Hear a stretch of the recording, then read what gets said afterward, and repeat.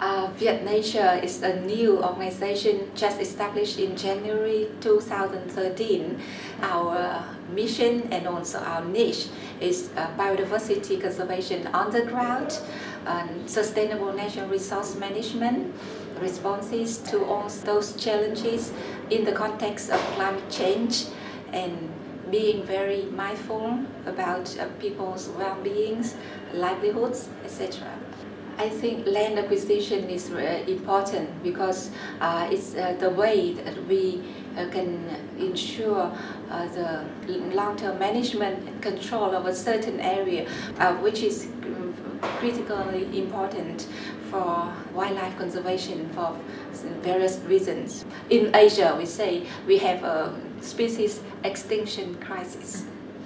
Nature conservation, wildlife conservation has to be long-term. And in the context of very competitive demands from various sectors, we have to be focused and we have to be long-term.